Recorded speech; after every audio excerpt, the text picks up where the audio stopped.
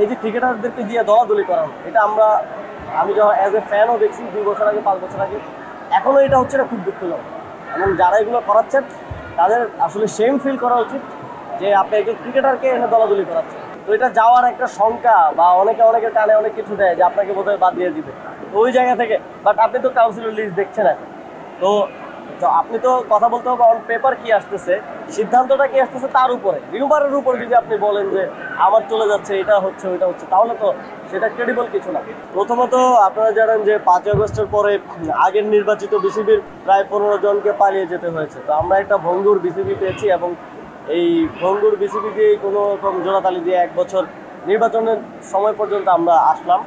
তো আমার মনে হয় যে একটা ফুল টিম কাজ না করলে ক্রিকেটের উন্নতি হওয়া সম্ভব না, যে কারণে নির্বাচনটা আমরা যথাসময়ে করার উদ্যোগ গ্রহণ করেছি এবং আশা করি যে যথাসময়ে নির্বাচনটা হবে। এবং এখানে যারা সংশ্লিষ্ট আছেন আমাদের এখন পর্যন্ত যুব ক্রীড়া মন্ত্রণালয়, বিসিবি, নির্বাচন কমিশন, আমি যতদূর দেখছি যে সন্তোষজনকভাবেই কাজ করে যাচ্ছে। আজকে হয়তো চূড়ান্ত ভোটার তালিকা আসার কথা চলে এসছে হয়তো, হ্যাঁ। তো আমরা সম্পূর্ণ বিতর্ক মুক্ত রেখে একটা নির্বাচন আয়োজন করতে চাই। এখন নির্বাচনে সবসময় এটা থাকে যে এটা আমাদের প্র্যাকটিস, যে যেই হারার কোনো সম্ভাবনা থাকে বা হেরে যাবে মনে করে, এটা কোনো নির্দিষ্ট কাউকে আমি বলছি না, সবাই তাদের নির্বাচন নিয়ে একটা প্রশ্ন তোলার থাকে। তবে আপনারা এবং আমরা দেখবো যে সেটার মেরিট আছে কিনা। ইতিমধ্যে এটা নিয়ে কোর্টও ভার্ডিক্ট দিয়েছে, কোর্টেও গেছে একটা বিষয়। তবে আমাদের দিক থেকে আমরা চেষ্টা করছি যে আইসিসির গাইডলাইন অনুযায়ী এবং বিসিবির যে কনস্টিটিউশন আছে সেটাকে সম্পূর্ণ টু দ্য মার্ক রেখে আমরা নির্বাচনটা আয়োজন করি। না দেখেন, আমি একটা মিডিয়াতে দেখলাম যে তামিম ভাই বললেন যে ওনার কাউন্সিলরশিপ থাকবে কিনা, এটা নিয়ে শঙ্কা তৈরি হয়েছে। তো আজকে তো মনে হয় কাউন্সিলরশিপ চলে আসছে, আর ওইখানে কি দেখছেন যে কাউকে বাদ দেওয়া হয়েছে এরকম কিছু? এখন এটা হয় কি, একটা নির্বাচন হলে অনেক ধরনের রিউমার্স ছড়ায়, অনেক ধরনের নিউজ টিউজ।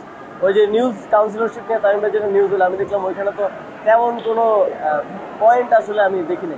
তো এটা যাওয়ার একটা শঙ্কা বা অনেকের কানে অনেক কিছু দেয় যে আপনাকে বোধহয় বাদ দিয়ে দিবে, তো ওই জায়গা থেকে। বাট আপনি তো কাউন্সিলর লিস্ট দেখছেন এখন, তো আপনি তো কথা বলতে হবে অন পেপার কি আসতেছে, সিদ্ধান্তটা কি আসতেছে তার উপরে, রিউমারের উপর যদি আপনি বলেন যে আমার চলে যাচ্ছে, এটা হচ্ছে ওইটা হচ্ছে, তাহলে তো সেটা ক্রেডিবল কিছু না। আমার মনে হয় কম্পিটিটিভ স্পোর্টসে প্রফেশনাল হওয়ার কোনো বিকল্প নেই। এটা আপনি প্লেয়ার বলেন, বোর্ড বলেন, সবাইকে প্রফেশনাল হতে হবে, ফুললি প্রফেশনাল আপনাকে ফাংশন করতে হবে। আপনি পৃথিবীর কোথাও দেখবেন না কোনো ক্রিকেটার, রানিং ক্রিকেটার, খুবই দুঃখজনক যে বোর্ড ইলেকশন নিয়ে কথা বলছে, যেটা তার যে কন্ট্রাক্ট সেখানকার সম্পূর্ণ ভায়োলেশন। এবং এই যে ক্রিকেটারদেরকে দিয়ে দলাদলি করানো, এটা আমি যখন অ্যাজ এ ফ্যানও দেখছি 2 বছর আগে 5 বছর আগে, এখনও এটা হচ্ছে না, খুব দুঃখজনক।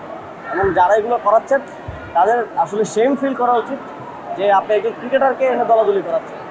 মানে এটা খুবই আমাদের জন্য দুঃখজনক যে একেবারে কোড অফ কন্ডাক্ট, আমরা কোড অফ কন্ডাক্টের বাইরেও এটা তো প্র্যাকটিস, অন পেপারের বাইরে এটা প্র্যাকটিস, যে পৃথিবীর কোথাও বোর্ড নিয়ে প্লেয়াররা কথা বলেন না এবং বললে এটা কনফ্লিক্ট অফ ইন্টারেস্ট তৈরি হয়। তো এই জায়গাটা আমি আশা করি, আমি আহ্বান জানাবো তারা মেনে চলবেন, এবং আমি বিসিবির প্রতিও আহ্বান জানাবো যে এগুলোকে প্রফেশনালি আপনাকে ডিল করতে হবে। তাহলে আপনি একটা প্রফেশনাল টিমই যদি আপনি না তৈরি করতে পারেন, তাহলে আপনি ক্রিকেটকে আসলে কোথায় নিয়ে যান।